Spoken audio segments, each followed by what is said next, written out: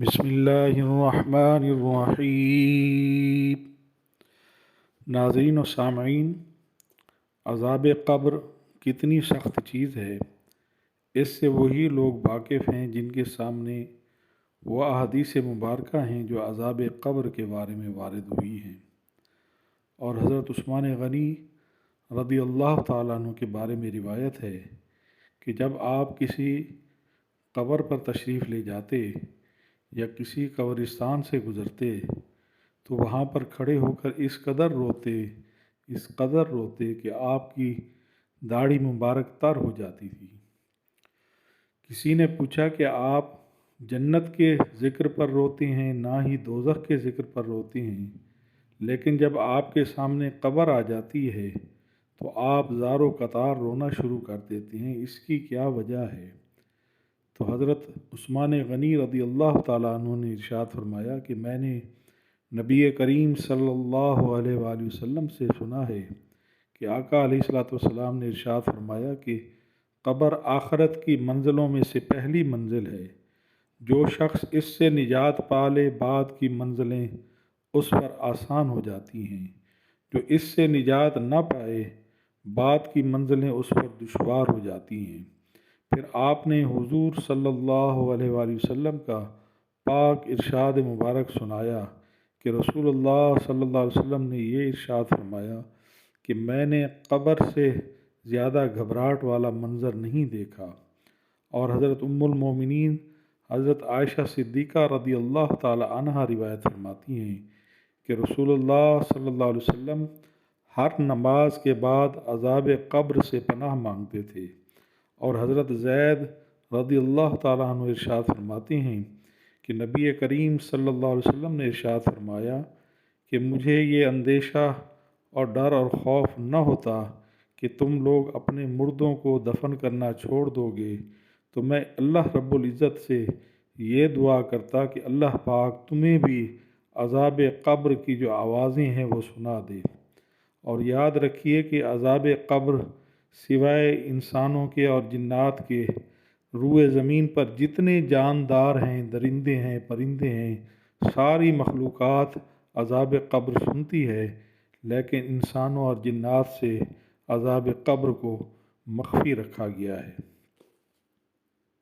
ایک اور حدیث پاک میں آیا ہے کہ نبی اکرم صلی اللہ علیہ وآلہ وسلم ایک مرتبہ سفر میں تشریف لے جا رہے تھے کہ نبی پاک صلی اللہ علیہ وسلم اونٹنی پر سوار تھے تو وہ اونٹنی اچانک بدکنے لگی۔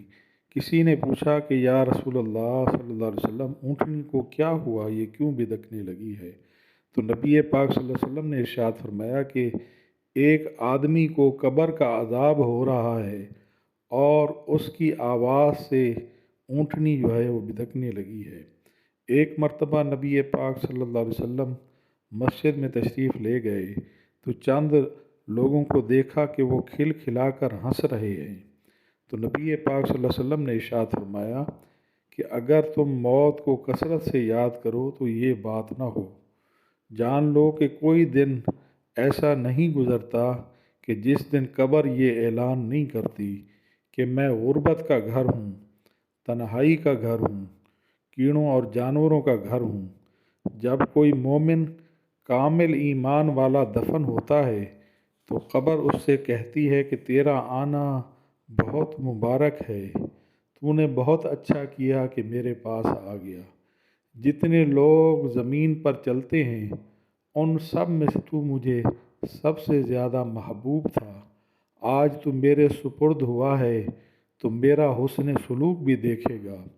اور اس کے بعد وہ اس قدر وسیع ہو جاتی ہے کہ حد نگاہ قبر جو ہے وہ کھل جاتی ہے اور جنت کا ایک دروازہ اس میں، ایک کھڑکی اس پہ کھول دی جاتی ہے جس سے وہاں کی ہوائیں اور خوشبوئیں وغیرہ پہنچتی رہتی ہیں۔ اور حضرات محترم، جب کافر یا فاسق یا فاجر دفن کیا جاتا ہے تو قبر کہتی ہے کہ تیرا آنا منحوس ہے، تیرا آنا نامبارک ہے، کیا ضرورت تھی تجھے آنے کی؟ جتنے آدمی میری پشت پر چلتے تھے سب میں زیادہ بغض مجھے تجھ سے تھا، آج تو میرے حوالے ہوا ہے تو پھر میرا معاملہ بھی دیکھے گا۔ اس کے بعد اس کو اس قدر زور سے قبر بھینچتی ہے کہ پسلیاں ایک دوسرے میں گھس جاتی ہیں، جس طرح ہاتھ میں ہاتھ ڈالنے سے انگلیاں ایک دوسرے میں گھس جاتی ہیں۔ اور اس کے بعد 90 یا 99 اژدہے اس پر مسلط کیے جاتے ہیں جو اس کو قیامت تک نوچتے رہیں گے۔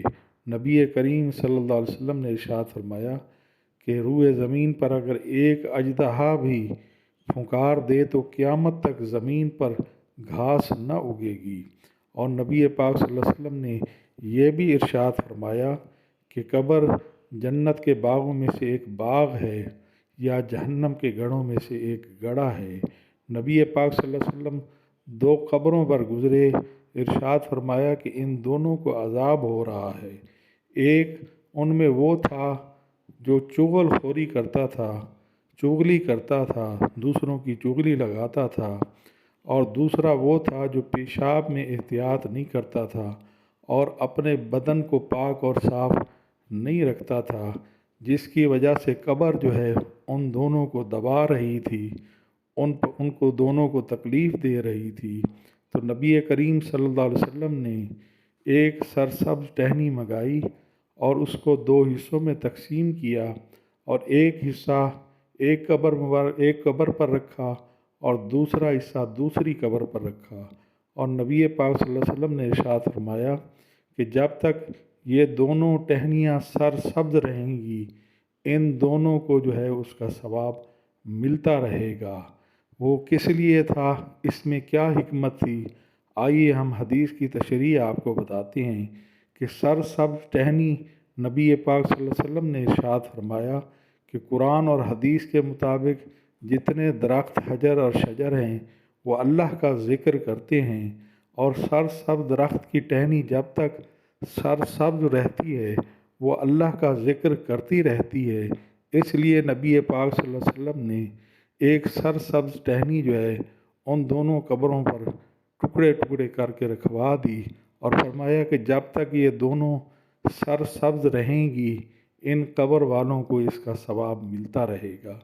تو ناظرین محترم، ہمیں چاہیے کہ ہم اپنی قبر کی آخرت کے معاملات کی ابھی سے تیاری کریں۔ اللہ رب العزت ہمیں عذاب قبر سے محفوظ و معمول فرمائے، آمین ثم آمین۔